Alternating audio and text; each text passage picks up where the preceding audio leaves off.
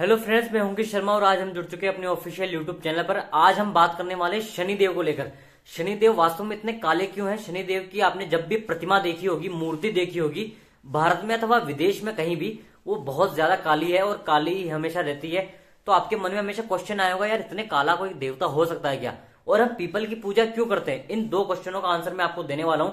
इस दोनों का इसलिए देने वाला हूं क्योंकि दोनों आपस में रिलेटिव है, इसलिए मैंने सोचा कि दोनों का साथ में दे दूं, एक पंथ दो काज हो जाए। तो इससे पहले कि जिन्होंने मेरी वीडियो नहीं देखी, डिस्क्रिप्शन में जाएं और मेरी सारी वीडियो देखें और मेरे चैनल को प्लीज सब्सक्राइब करें। तो चलिए आते हैं अपने मैटर पर, अपने मुद्दे पर।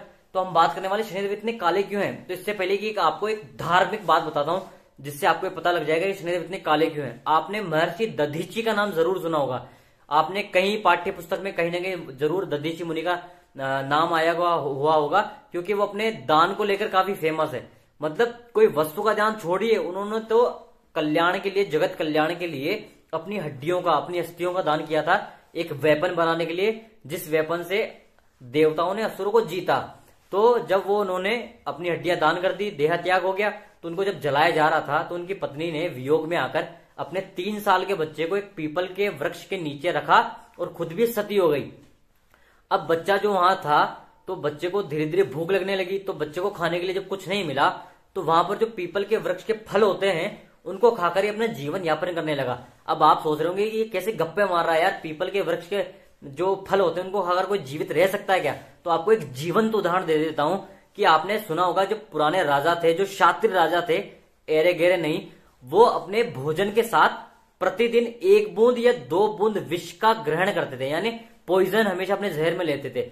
इसलिए कि वो मरे, इसलिए नहीं, ताकि भविष्य में होने वाले कोई भी ऐसा, अगर उनपे कोई हमला हो जिससे विष देकर उनको मारा जा सके, तो वो निस्तब्ध रह जाए और वो हमेशा वहां से पलायन कर जाए। तो हमेशा वो सक्सेसफुल रहते थे और इससे सर्वाइवल कर जाते थे। वैसे वो बच्चा भी सर्वाइवल करता रहा। अब कालांतर बीतता गया और वो थोड़ा थोड़ा बड़ा होने लगा। अब एक दिन वहां नारद जी आते हैं। नारद जी कहते हैं कि हे बालक, तुम हो कौन? तो बालक पूछता है, प्रभु मुझे क्या पता मैं कौन हूं, मैं तो जब से मेरे को समझ आई है मैं इसी वृक्ष के नीचे हूं, आप बताइए मैं कौन हूं।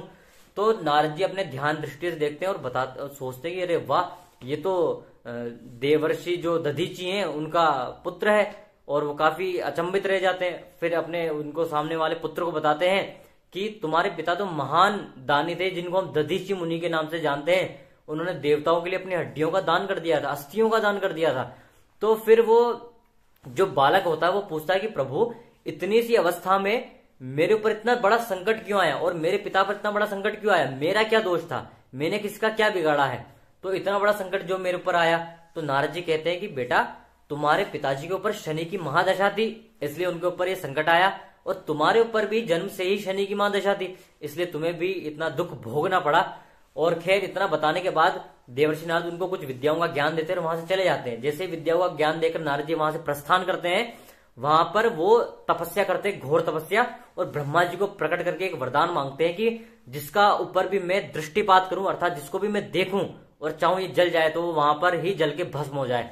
तो ब्रह्मा जी तथास्तु कहकर चले गए, प्रसन्न होकर उसकी तपस्या से। अब उन्होंने जैसे ही ये वरदान मांगा, तो सबसे पहले सोचा कि मैं शनिदेव की वाट लगाता हूं। तो उन्होंने शनिदेव का काफी ध्यान किया और शनिदेव को अपने पास बुलाने के लिए विवश कर लिया तपस्या करके। शनिदेव जैसे ही आते हैं, वो दृष्टिपात करके उनको जलाने लगते हैं। त्रिलोकी में हाहाकार मच जाता है, अरे शनि जलने लगे, सूर्य के पुत्र शनिदेव जलने लगे हैं, काफी हड़कंप मच जाता है, कोई बचा नहीं पाता देवता। तो भगवान ब्रह्मा को वापस आना पड़ता है उसको रोकने के लिए। तब भी वो रुकते नहीं है और वो उनको कंटिन्यू चलाते रहते हैं। और ब्रह्मा जी उनको कहते हैं कि हे वत्स, तुम मुझसे एक की बजाय 2 वरदान मांग लो, जिससे कि तुम इसे छोड़ सको। तो जो वो बालक होता है, तो आपको बता दूं, वो बालक का नाम देवर्षि नारद ने उस वृक्ष के फल खाकर, पीपल वृक्ष के फल खाने की वजह से उसका नाम पिप्पलाद रखा था। और वो काफी फेमस भी है, आपको बताऊंगा अभी कभी। तो पिप्पलाद जी जो हैं वो वरदान मांगते हैं कि मुझे 2 वरदान दीजिए। सबसे पहला तो ये कि जो भी बच्चा 5 साल से कम हो या 5 साल तक हो, उस पर कभी शनि की दृष्टि ना पड़े। तो भगवान ब्रह्मा जी कहते हैं तथास्तु। अब आप कहीं भी देख लीजिए, किसी भी 5 साल तक के बच्चे की कुंडली में शनि दोष नहीं होगा, हो ही नहीं सकता। और दूसरा वरदान मांगते हैं कि मेरे को इतना बड़ा किया और मुझे जिसने लालन पालन किया है मेरा, वो ये पीपल का वृक्ष है। तो इसकी कृतज्ञता दिखाने के लिए बोलते हैं कि जो भी सुबह प्रातः काल उठकर इसको जल चढ़ाएगा उस पर भी शनिदेव की दृष्टि नहीं पड़नी चाहिए। तो वो भी तथास्तु कहकर और वहां से चले जाते हैं। लेकिन वो शनिदेव को तब तक जला चुके होते, काफी डैमेज हो चुकी थी, बॉडी जल चुकी होती, इसलिए शनिदेव काले हो जाते हैं। इसलिए ही शनिदेव की प्रतिमा हर जगह आपको काली देखने को मिलती है।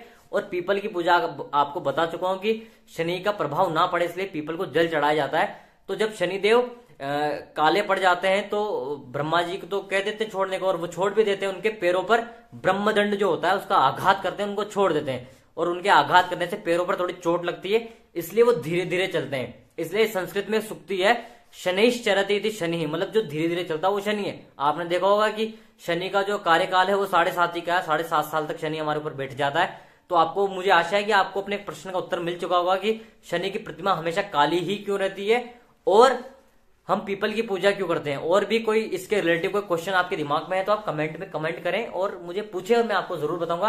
आज के लिए इतना ही रखते हैं। आप स्वस्थ रहिए, मस्त रहिए, अपना ध्यान रखिए और मेरे चैनल को सब्सक्राइब कर दीजिए प्लीज। ठीक है, जय हिंद, जय भारत।